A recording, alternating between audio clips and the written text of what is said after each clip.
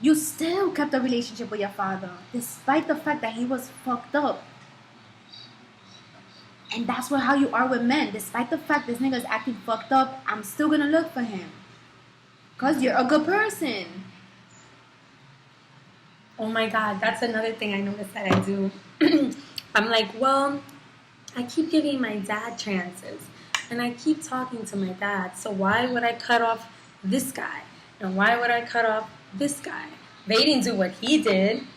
They didn't have, and that's bad, but that's literally how I think about it. Which is why I continue on this downward spiral or like keep going in a circle with myself. And I don't learn from it because I don't have anything to compare it to. Bam. I just Dr. Phil'd myself. Bam. Thank you.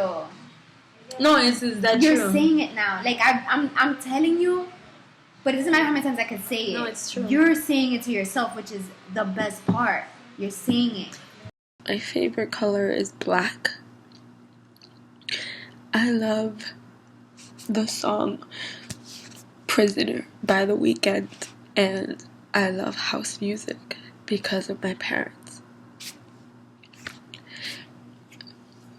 I'm a hopeless romantic. I graduated with a 3.9 GPA and my honors diploma from high school. I had an eating disorder, which is why I gained so much weight and I was afraid to lose it.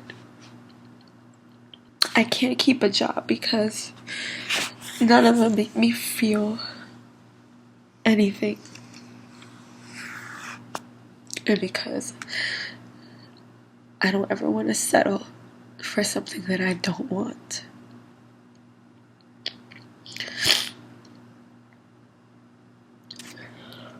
I knew I wanted to act when I was about 6 years old. I was watching What's Eating Gilbert Grape, and he was crying.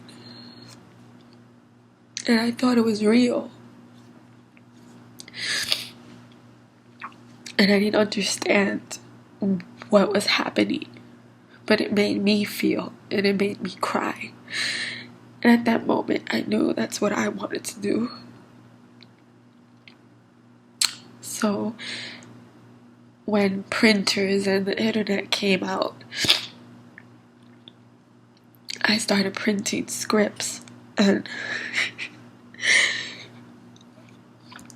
my mom used to get so mad because I would waste the print cartridge, and they were expensive at that time. And I used to read the scripts in front of a mirror. That's what I've wanted to do all my life. But to sound notable and like I was doing something with my life, because acting is a hobby to people, I decided to go to school for something and try to push that away and try not to be anything. When I love someone, I don't give up on them. I love really hard. I don't know who I got that from. I don't know if it was you or Mom. I don't know where that came from. But when I love someone, I allow them to destroy me. And I think that me staying with them means that that's love. It's not love.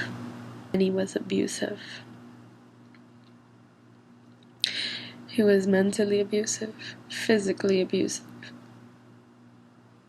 verbally abusive. He was an alcoholic. And I wasted like 8 years of my life on him. I've never slept around. I've never done cocaine or shrooms or any of that. I used to love to dance. I think you came to my show once. I loved to dance. From the age of 3, my mom had me in ballet classes and gymnastics, and then hip-hop classes. So I danced from age 3 all the way to 16. I used to love dancing. I watch people dance now and it still makes me cry. I love starfruit.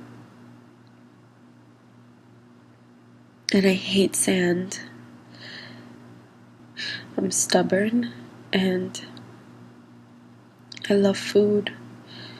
I love the way it makes me feel. I love the way it smells. I love the way it tastes. I'm just a girl with a dream. A woman with a passion, trying to get her life together, who has lost it all. I don't know how many lessons God is trying to put me through, because nothing, my whole life has been good for me. I've been healthy, I have a great mom, but nothing has been good for me.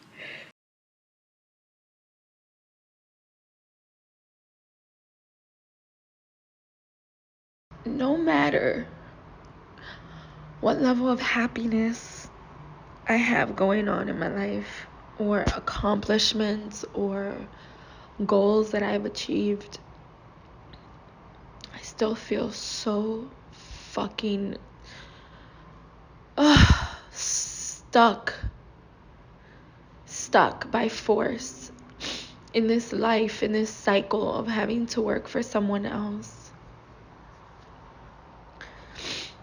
And I spent a whole year unemployed trying to build a business, and I did build a business. I am working on a business. I did build a lot of things, and I am working on them simultaneously and trying to make them grow. But I don't want to do that having to focus 9 hours a day for 5 days a week on another company. And I know that I should be grateful, because there are people out there that don't have jobs and opportunities the way that I do, and I just don't know what to do. I don't even know how to contain how I feel anymore. I'm so tired. And I'm not physically tired. I'm just so tired. I'm tired of being happy for the accomplishments of a business that, let's say, I work for, that is really happy that they made $1 million in sales or 10 million in sales for the month, right? Let's just say. Good for them, but it did nothing for me.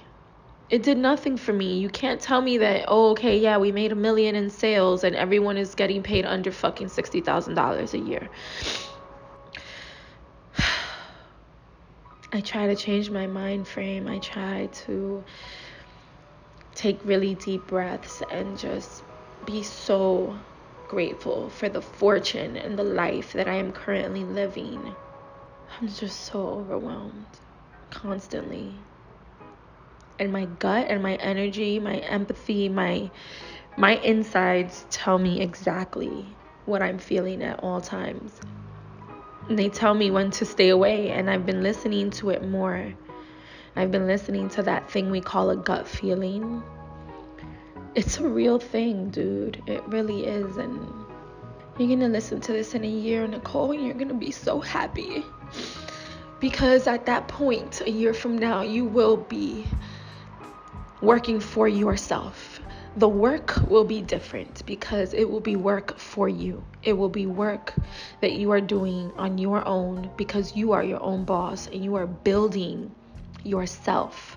You are building your family how you want. You are building your hours. You are staying up all night for your company and for your net worth. You know what I mean? Listen to this and remember this. And laugh at this moment. And I know it's a part of the journey. This is the sacrifice, and this is the part we all hate. I just feel like it's taking parts of me away little by little. But I am not going to let it. I have a lot I should be grateful for, and I am. I don't get the big fuss of all that. Like, my dad needs to walk me down the aisle, or else I'm not walking down the aisle. I don't get that. Like, all right, cool, that's nice. I've never seen it. Like, it's never happened to me. I've never had like my dad have to meet the boyfriend that I'm with because he has to. Oh my god. I don't know what that is because you know god. what? My dad doesn't care. Oh my god, I remember that. My dad doesn't care. To him, it's like I remember the first time it was. Oh my god, this was just my friend in high school, and he did like me, but my dad gave him $100, and my friend was like, "No, I don't need money when I'm with your daughter. She's good, basically." And my dad told me, if anything, don't have sex with him, but you could let him eat you out. Epic fucking fail as a father. He bought me a dildo. Failure. He bought me a vibrator for my 18th birthday. Safe sex is the best sex. I don't know what it's like for my dad to care. For a man to care about me. Like a man. Thank you. You said it. You said it. You're so close to being free. Oh my god. You are understanding yourself. No, I've always gotten this. I just No. You know, no. You have a problem. You do. yeah. And right now, what you just said opened a door